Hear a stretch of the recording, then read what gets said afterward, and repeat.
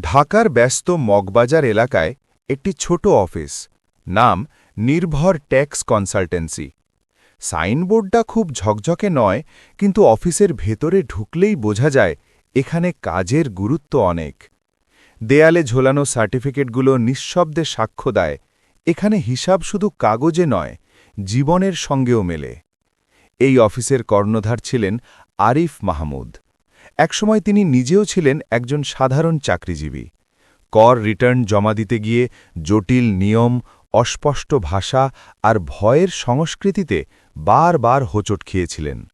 সেখান থেকেই জন্ম নিয়েছিল তার স্বপ্ন, মানুষকে ভয় নয়, বোঝাপড়ার মাধ্যমে কর ব্যবস্থার কাছে নিয়ে যাওয়া। এক সকালে অফিসে এলেন শামীমা রহমান। তিনি একটি ছোট অনলাইন বুটিক চালান।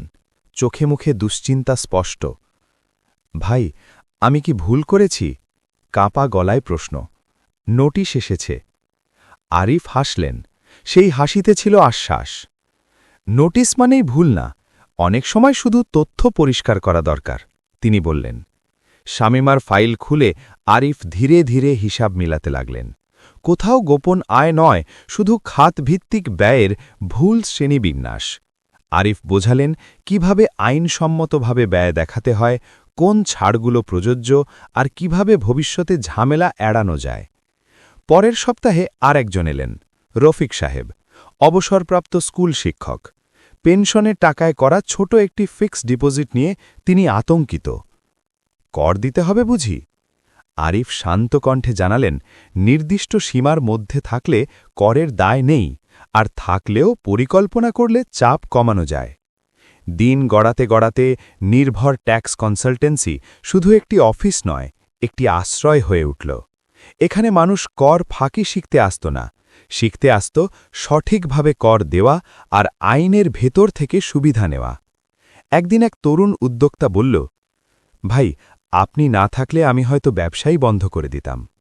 আরিফ তখন জানালার বাইরে তাকিয়ে মুচকি হাসলেন। তার মনে পড়ল নিজের শুরুর দিনগুলোর কথা। তিনি বুঝেছিলেন, আয়কর কনসালটেন্সি মানে শুধু সংখ্যা মেলানো নয়, এটা মানুষের ভয় দূর করা, স্বচ্ছতার পথে নিয়ে যাওয়া আর অর্থনীতির সঙ্গে নাগরিকের সেতুবন্ধন তৈরি করা।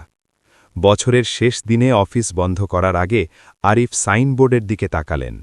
পুরনো হলেও নামটা ঠিকই আছে, নির্ভর।